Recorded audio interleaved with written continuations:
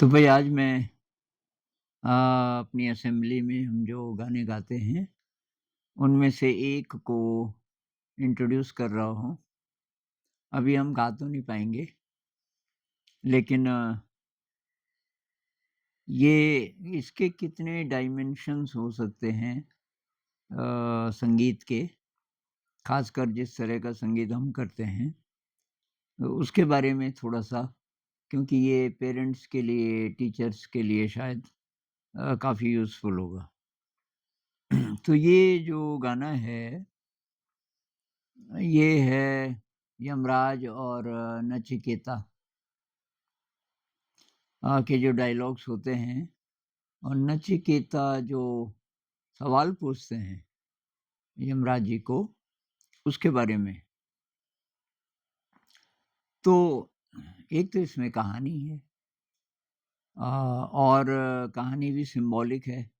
उसके कार्य काफ़ी गहरे उसके मीनिंग्स हो सकते हैं, लेकिन हम वहाँ से शुरू नहीं करते। शुरू करते हैं पहले गाने से। तो ये गाना बच्चे सीख गए, गाने लगे बहुत अच्छे तरीके से। गाना थोड़ा-सा कॉम्प्लेक्स है और जब वो गाना सीख जाएँ अच्छी तरीके से, तो तब आप उसका मीनिंग उनके साथ डिस्कस कर सकते हैं। तो ये गाना हमारे बच्चों ने गाया, उत्तरकाशी जिला है, जहाँ से ये गंगोत्री, यमुनोत्री वाला एरिया उधर कहीं और वहाँ एक आश्रम जैसा है, एक झील है, जिसका नाम है नचिकेता ताल। और वहाँ गए हमारे बच्चे घूमने एक बाबा जी से, वहाँ उन्होंने ये गाना गाया नचिकेता वाला, वो बहुत ही ज़्यादा प्रभावित हुए। अब इसका मेरे लिए क्या मीनिंग था पहले, तो मैं थोड़ा-सा नए प्रकार की धुन बनाना चाह रहा था। एक तो ये तो तय कर लिया था मैंने कि भई ये इसका नाटक करेंगे। अ, ये जो कहानी है नचिकेता और यमराज वगैरह की और उसमें तब ये गाना आएगा। तो एक तो ये था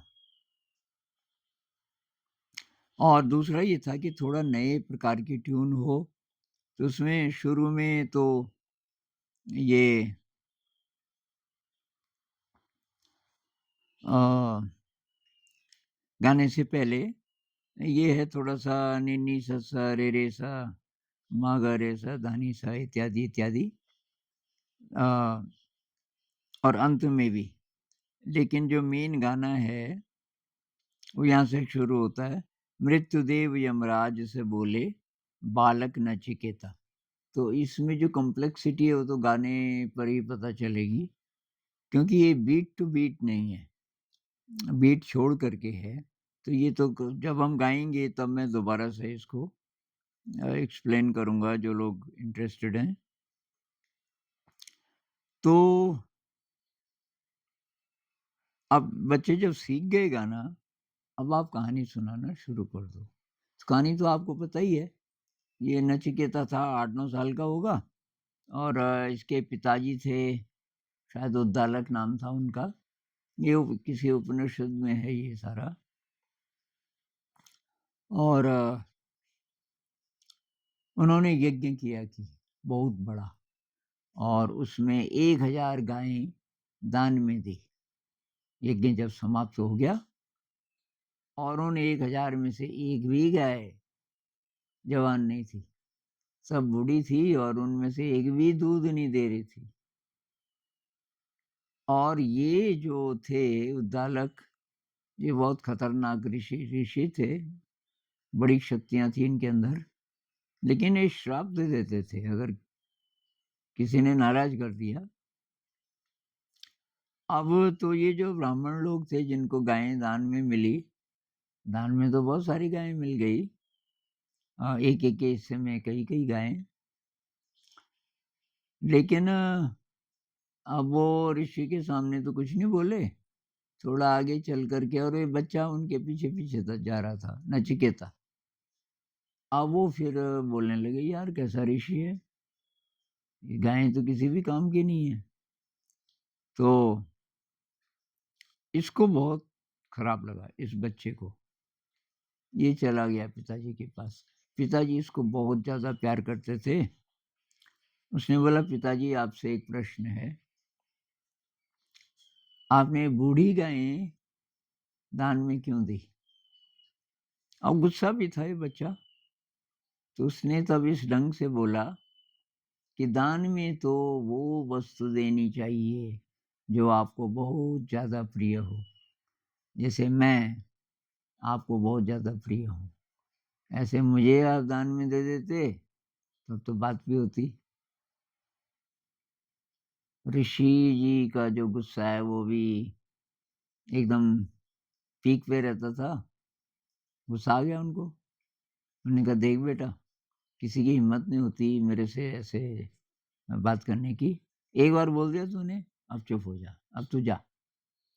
नहीं पिताजी, मेरी बात का उत्तर दीजिए।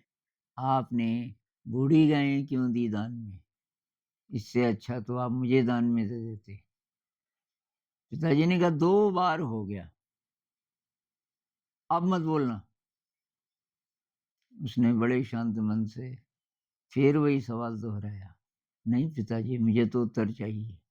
आपने बूढ़ी गायें क्यों दान में दी? इससे बढ़िया तो मुझे दे देते दान में। अब पिताजी ने उसको श्राप दे दिया। तो ठीक है बेटा, मैं तुझे यमराज को देता हूँ दान में। 3 दिन के अंदर यमराज तेरे प्राण खींच के ले जाएंगे। जा। अब नचिकेता ने कहा, 3 ही दिन बचे हैं मेरे पास, 3 दिन का भी क्यों इंतजार करूं? मतलब ये अद्भुत बच्चा रहा होगा, इसके अंदर अद्भुत शक्तियां रही होंगी। जरा भी नहीं डरा और इसने कहा, मैं खुद ही चला जाता हूँ यमराज जी के पास। कहीं यमराज जी अब 3 दिन बोल रहे हैं पिताजी, 3 दिन बाद आएगा यमराज, तो जो होना है वो अभी हो जाए। तो कहानी सिंबॉलिक है। तो ये नचिकेता की चला जाता है यमराज के घर। यमराज को तो पता होता है, यमराज का काम ही है प्राण लेना।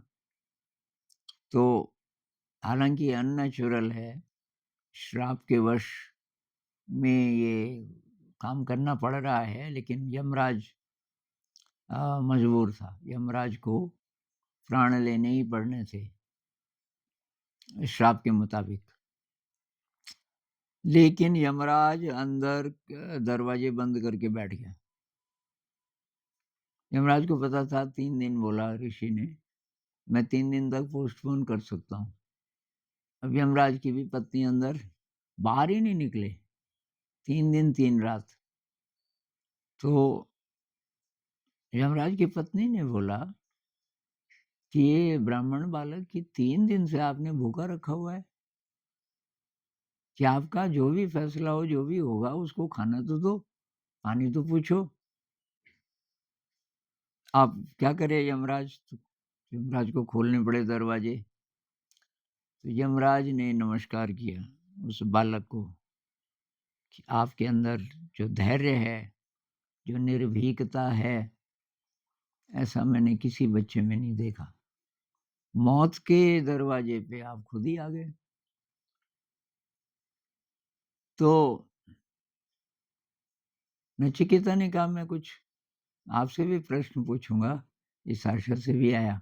मेरे प्राण लेने से पहले मेरे कुछ प्रश्न हैं।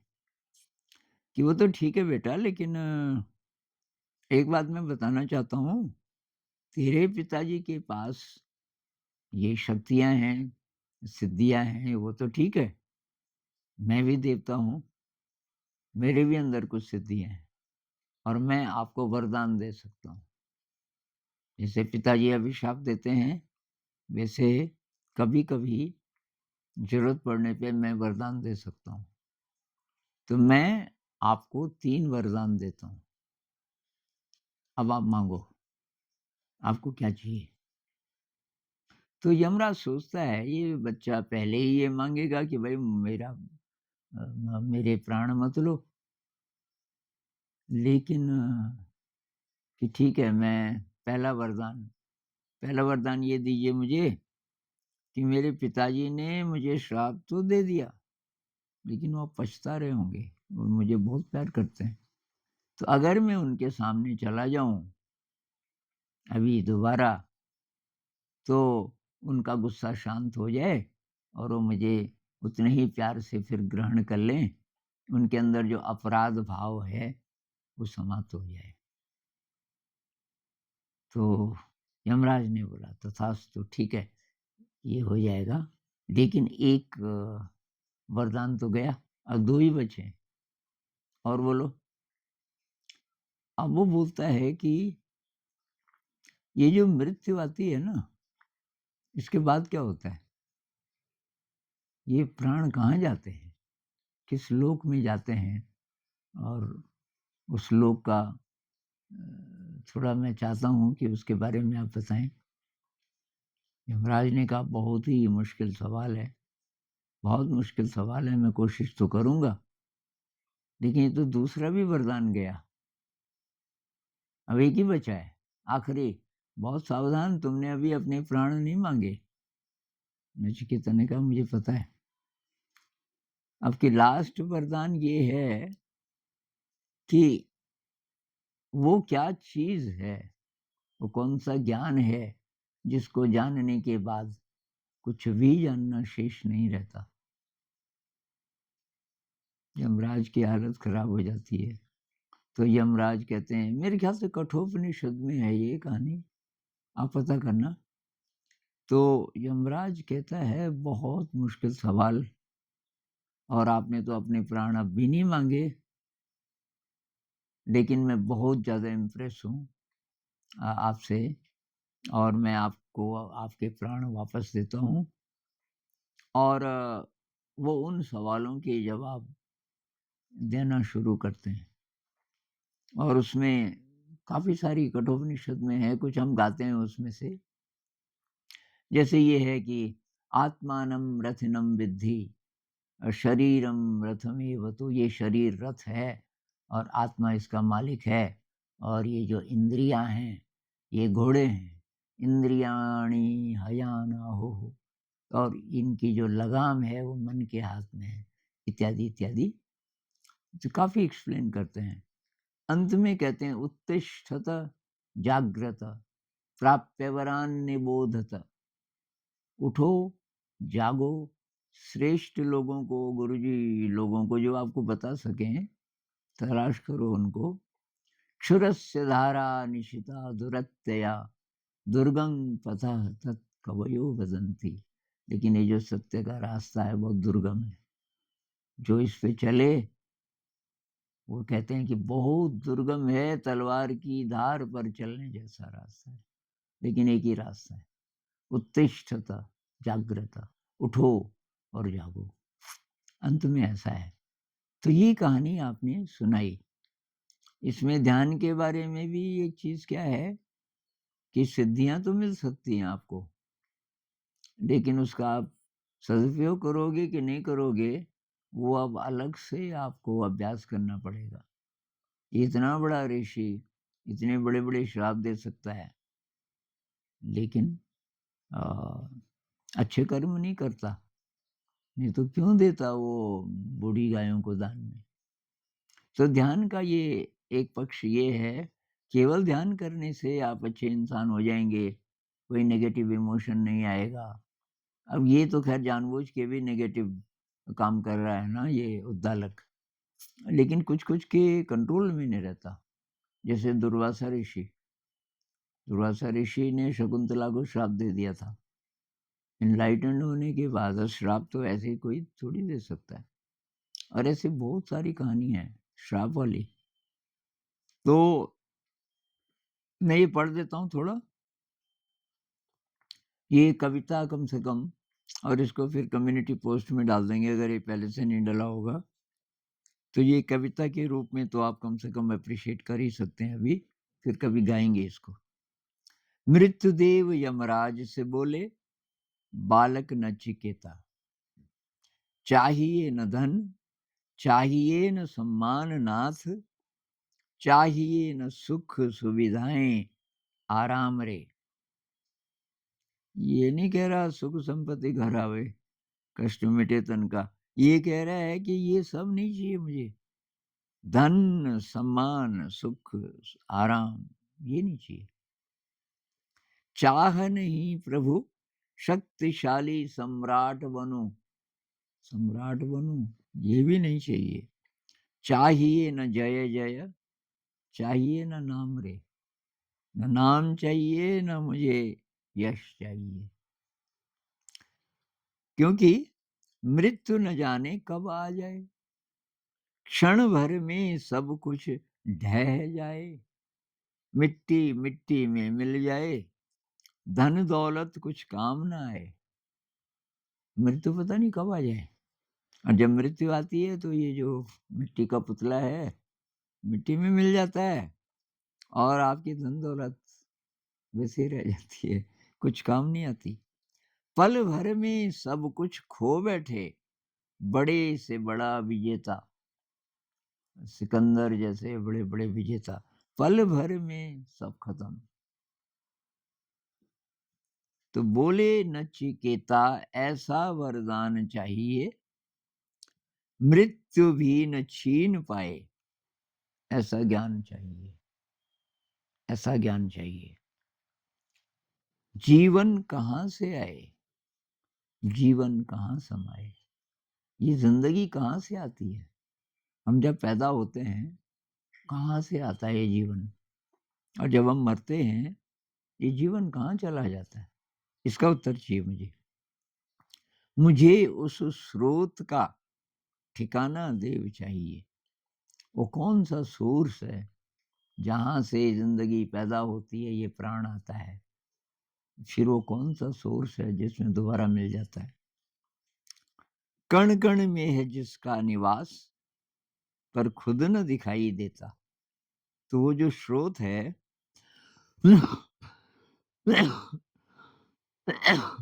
सॉरी, वो जो स्रोत है कण कण में उसका निवास है, लेकिन खुद दिखता नहीं है। वो कौन सा स्रोत है। तो ये गाना है, गाना छोटा सा है और ये ताने हैं शुरू में और अंत में। ताने काफी कॉम्प्लेक्स हैं, जब गा के सुनाएंगे तब आपको पता चलेगा। तो ये मेरे लिए बहुत रिवार्डिंग एक्सपीरियंस था, एकदम नई प्रकार का गाना था। तो मेरी खुराक तो वो है कि जब मैं नया कुछ कंपोज कर पाता हूँ।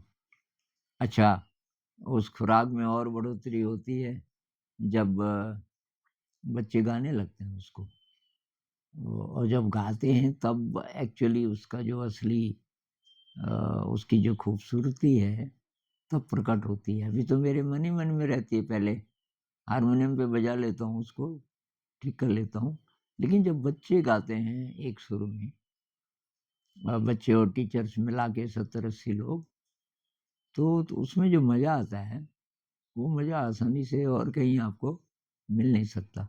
फिर इसमें कहानी है, फिर ये नाटक का हिस्सा बन सकता है, और इसमें नयापन है, कॉम्प्लेक्सिटी है इसकी ट्यून में। ये कभी गाएंगे तो पता चलेगा। तो आज इतना ही। नमस्कार।